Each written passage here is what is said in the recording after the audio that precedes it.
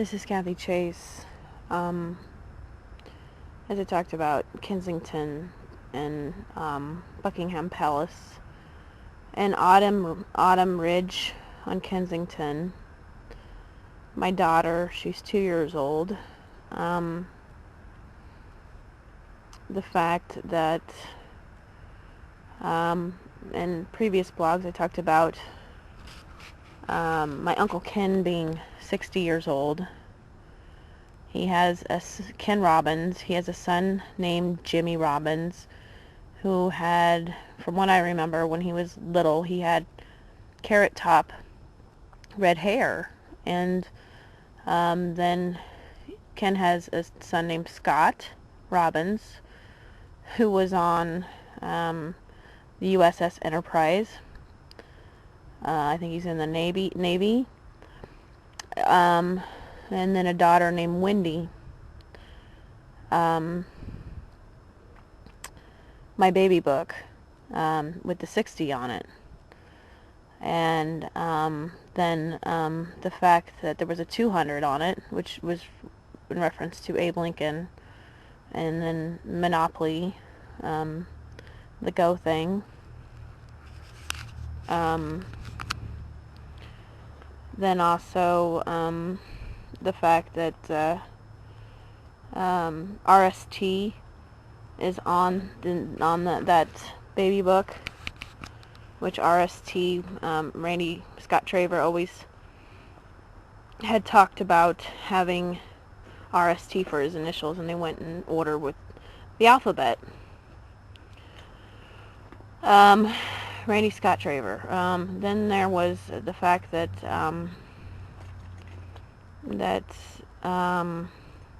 this whole weird, I don't know, these people played too many movies into the scenario, and like Drew Barrymore played the little girl on E.T., and E.T. had the problem with the heart, and then Oto, if you spell it backward, is E.T., and and so forth, with 2 double O's, as in 007 and James Bond and blah blah blah blah blah. I'm not an alien, and I'm not God. And then I remember seeing the birthday pictures of my Uncle Ken with my mother, and they were standing by a grill and the fire. Evidently, somebody knows what happens. No, somebody knows that it was arson, a manipulation. And then I talked about Vern Jensen working at Peg or Cisco, and then Kim working there. And you got Peg Legs. Shannon has to wear lift in her shoes. And the address Pegler Cisco is on. And then flamingos stand on 1 foot. And then I talked about Jack Shripper from Three's Company. And then Jack the Ripper, the serial murder killer. And then Sherlock Holmes and Holmes Park here in Lincoln. Then the observatory there in Holmes Lake. There's been a lot of manipulations and a lot of corruption, and as far as the Robbins family goes, I don't know. I don't get along that well with my mother, hardly at all, and it's because we're 2 different people.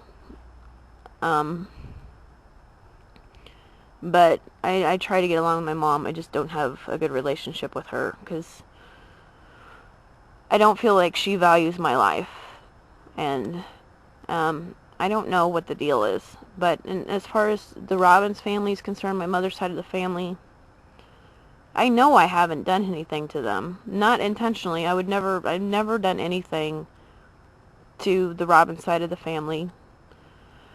I've never done anything to the Egger side of the family.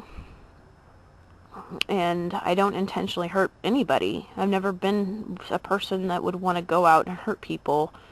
And as far as the White House and their little game coming along and attacking me and my life with no warning and uncalled for, you know, people, you know, Southeast people coming along and attacking me, and White House people doing it, allowing them to do it, because I've been saying this for 4 years. These people are attacking me.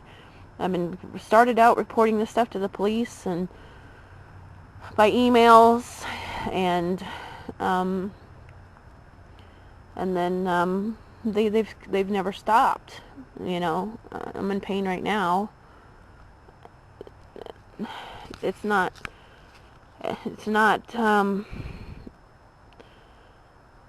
I don't know how they're doing it. It's just my shoulders. There's a lot of burning in the collarbone, and then the whole whisk thing with laundering and money laundering and the different types of laundry detergent. You got whisk, and a whisk is used to beat eggs. And you've got biz bleach, business, money laundering, and then Tide, money laundering, you know, laundering, you know. The whole thing with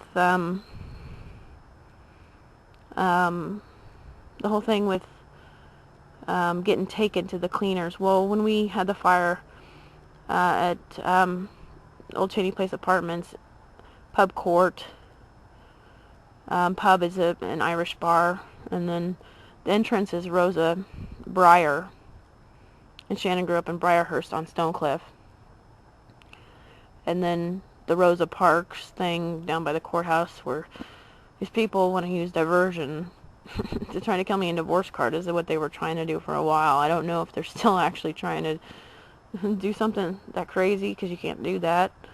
And what I don't understand, and I've said this before, is why they'd sudden attack on me in my life when I was just going about my life quietly, and then all of a sudden I'm just attacked. And there was no warning. There was no warning whatsoever. Nobody ever approached me. Nobody ever said anything to me. Of course, as I said, government agencies have never contacted me. Nobody from government has ever contacted me. I'm not someone that's fiction. I'm real. You wouldn't be hearing me talk right now. I don't like being treated as if I'm nobody because they want to avoid me and break laws. They think they can break laws because they want to say I'm nobody and I'm fiction and I'm not real. And that's not how things work. Them being in denial is not how things work. But why would you attack me in my life out of nowhere? Why? Why would you do that? I mean, you're obviously guilty of things. But why will you not relent? Why will you not relent and stop what you're doing? Why? This came without a warning. No warning. No warning whatsoever. You just started attacking in my life. And you sit there and make all these claims about me. And people know they're false because you have no consistency in your stories. People have generated all kinds of lies about me. And there's no consistency. You have no credibility, whereas I have plenty of credibility because I have actual evidence to prove my story about, you know, I was just living my life. Nobody knew who I was up until recent years because of these attacks, and everybody out there knows it's true. So the thing is why would you, there's no reason to suddenly attack somebody in their life and then say you got to kill them. You know, you don't suddenly come up to somebody and attack them suddenly and say you want to kill them out of no warning for all these weird excuses you're trying to make. You don't make excuses to try to kill somebody. And I'm tired of people abusing my body every day. I'm in so much pain with my shoulders, and I know who's doing it. People have told me that Shannon's a big problem. Shannon's a big problem here. a big part of the problem. And I know Kim's a part of the problem, and these other people, and Rob, and then I guess Nick Hexum, and then I don't know, Foo Fighters, I guess. I don't know. I don't know. That's just what I think, because of the body language of people in Lincoln, Nebraska. Mike Baker, I guess. But what I want to know is if why these people are so obsessed with being miserable and creating more problems versus, being decent, rational human beings. You don't just approach somebody in their life, as I've said before, you don't just approach somebody in their life and say, we're just going to call you names and we're going to kill you. There's nothing logical about that. There's nothing realistic about doing that. You could have approached me in my life at any time before your presidencies and talked to me. You could have done that now and been a reasonable and acted like a normal human being, but you refuse to act like you're normal. There's nothing rational about suddenly attacking somebody in their life when they don't know what's going on around them. And you have not accepted that yet. And you need to accept that today, because I have done nothing wrong. I'm just a mom of 3 children who is worried sick about her kids because these people have chipped them up. And I've got evidences to prove that. My son's name is Sean. It's an Irish name. So, I wonder who did that. Who was a part of that. Sean. And then Autumn, Corinne, Sean Tyler, and Amber Nicole, my first. And I don't know Nick Hexum. I don't know him at all. And it's my understanding she knows him. Amber does. And she's only 17. They're pimping out my 17-year-old to get against her mother, because her mother got slammed upside with nothing, with not knowing anything, because they want to abuse her mom because of their failures, because they, that's what they do.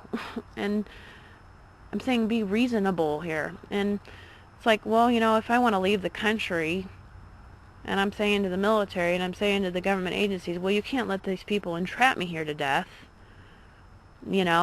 I've tried being negotiable. I've tried being reasonable. I've been rational. I've, didn't know what was happening to my life that whole time. And people can't just walk up to you and start hitting you and say, well, your life's over because we wanted to make your life for you. We wanted to decide your fate for you, and we just want to say your life's over before it even started, because my life was a lie to begin with, because I was cheated and robbed of living a true life around people with good intentions instead of those with ulterior motives and using trickery to produce children to chip them and so forth. And I didn't want my kids to be chipped. My kids are not your experiments. My kids are not your human rats. I'm not your rat. I'm not your experiment. You don't own me or my children. Why can't you understand you can't own human beings? You can call us whatever you want, but everybody knows you're full of crap, and they know you're breaking all these laws. And that's why you've got America so afraid. Everybody's sitting there going, look what they've done to these people. And there's evidence out there to back this up. Whether people want to talk about it or not, people are too afraid. And when you got presidents acting as mafia, there's problems in this country. When they don't want to be reasonable and rational, to come up to you and approach you in your life, not even directly, but cowardly indirectly, to attack you indirectly because they're cowards, then you know that they've done a lot of things wrong, and they're trying to cover that up. And I say, well, you don't just approach somebody in their life and without prevention and say, oh, well, we want to kill you now. We want to kill you now. There's nothing rational about that. There's nothing reasonable about that. There's nothing legal about that. I'm in so much pain right now.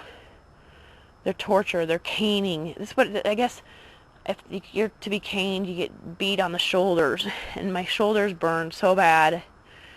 And sometimes it feels like they're drilling their drills into them, or drilling like a Black & Decker drill into them, or something. I don't know what they're doing, but it used to be in my wrists, where it felt like people were slitting my wrists on the right or the left, and then my body shakes, usually when I wake up, and sometimes it's on the right side, and sometimes it's on the left side.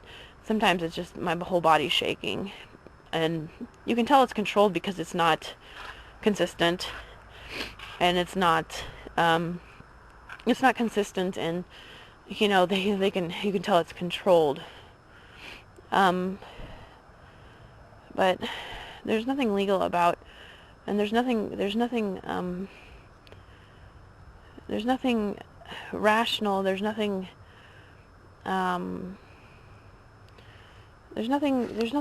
normal about coming up and approaching somebody out of nowhere and saying, I'm going to beat you up now, I'm going to slander you, I'm going to hurt you, and I want to kill you. There's nothing rational and normal about that. You can't even indirectly, that makes you look like a bunch of cowards. I'm not the coward. I'm saying I'm right here. You want to talk to me? Come right here. You want to say my name? Say my name. I haven't heard them say my name. And I'm in a lot of pain. This hurts really bad. I'm not living, I thought I was living in the United States, not in some country where they beat people with canes, as in sugar cane or whatever. I don't know, Philippines, they do that, I guess. And other third world countries.